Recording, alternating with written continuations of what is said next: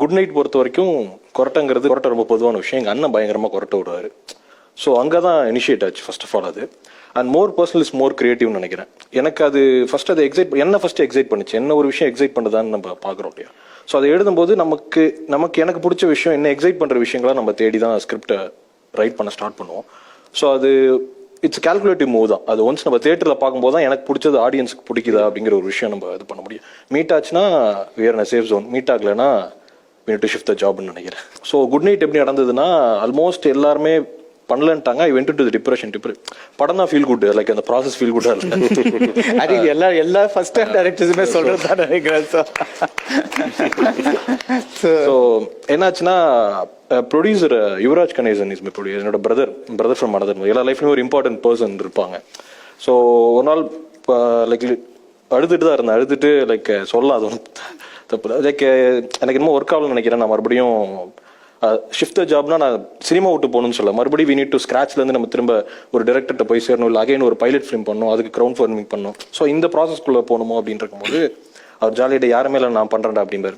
சும்மா கலாய்க்காதானா அப்படின்ட்டு எரிஞ்சு போயிட்டேன். ஆக்சுவலி அதுக்கப்புறம் கடன் வாங்கி and then he started the production company. அப்புறம் அவரோட ஃப்ரெண்ட் மகேஷ்னு உள்ள வந்தாங்க.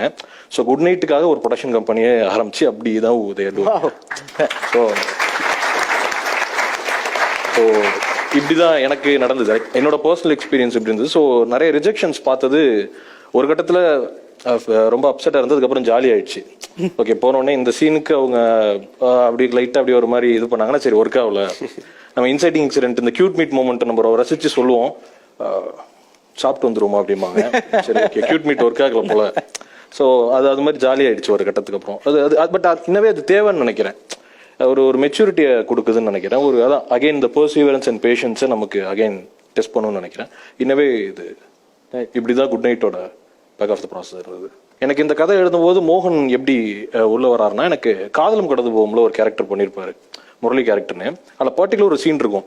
சேதனம் கூட சண்டைக்கு போகும்போது ஆனால் மழை வர மாதிரி இருக்குண்ணா அப்படிம்பாரு. சேதன் அப்படி திரும்பி பார்ப்பார். அந்த பர்டிகுலர் மூமெண்ட் தான் எனக்கு பெரிய இன்ஸ்பிரேஷனா மேபி மோகன் இவர் பண்ணால் நல்லா இருக்கும். அண்ட் காலால வீட்டை விட்டு போகும்போது ரஜினி சார் கூட ஒரு கன்ஃபரன்டேஷன் நடக்கும். ஸோ இதெல்லாம் பார்க்கும்போது சப்கான்ஷியஸாக நம்ம எழுதும்போது மோகன் மணிகண்டா வந்துட்டார். ரமேஷ் திலக்கு ரமேஷா தான் நான் எழுதும்போதே ரமேஷ் தான் எழுதியிருந்தேன். ரமேஷ் திலக்னு எழுதினேன். திலக் எங்கள் அப்பா பேர் பவுண்டு படிச்சுட்டு, ஸோ அதனால அதை எடுத்து வச்சுட்டு ரமேஷ்னு எழுதுறேன். ஸோ எனக்கு இவங்க தான் வேணும் அப்படிங்கிறதுல ரொம்ப அடமெண்ட்டாக இருந்தேன். ஸோ அதனாலே நிறைய ரிஜெக்ஷன்ஸும் இருந்தது. பட் என்ன சம்வாட் எனக்கு அந்த கதைக்கு ரிஜெக்ஷன்ஸ் ஃப்ரம் ப்ரொடக்ஷன்ஸ். ஓகே, ஏன்னா இப்ப சொல்ற மாதிரி செட் ஆஃப் அவங்க ஒரு ஹீரோ சொல்லுவாங்க நமக்கு. எனக்கு என்ன அதான் இது இப்ப பார்க்கும்போது திரும்பி பார்க்கும்போது கொஞ்சம் எப்படி அந்த கான்ஃபிடென்ட்ல கிராஸ் பண்ணேன்னு இப்போ தெரியல. கொஞ்சம் பயமா தான் இருக்கு. இப்போ பரவாயில்ல வந்துட்டோம் அப்படின்ட்டு. பட் எனக்கு ரொம்ப அடமெண்டா இருந்தேன் டு பி ஃப்ராங்க். காஸ்டிங்ல எனக்கு இவங்க எல்லாம் பண்ணாதான் அந்த படம், ஏன்னா மோர் ஆஃப் இது ரொம்ப எனக்கு ஒரு படமா ஃபீல் ஆயிடக்கூடாதுன்னு ரொம்ப கவனமா இருந்தது. லைக் ஆடியன்ஸ்க்கும் அந்த ஸ்கிரீனுக்கும் இருக்கிற ஸ்பேஸ் எவ்வளோ கம்மி பண்ண முடியும், அவங்களுக்குள்ள எப்படி எடுத்துட்டு போக முடியுன்றதுதான். ஸோ இவங்க அது இருந்தாதான் கரெக்டா இருக்கும்னு தோணுச்சு. அதுக்கான ப்ராசஸ் தான் இருந்தது. ஸோ இதுக்கு முன்னாடி இது இவங்க பண்ணும் இவங்க பண்ணும் அப்படிலாம் இல்லை. ஒரு கதை எழுதுறேன், எனக்கு இவங்க தோணுது இவங்க கூட தான் பண்ணும். I just wait try. I am glad you did. Because எனக்கு இந்த வருஷத்துல பெஸ்ட் ஆன் ஸ்கிரீன் பேர்னு யோசிச்சாலே Ramesh Thilak and Rachel Rebecca தான் தோணுது. It's like an amazing piece of casting and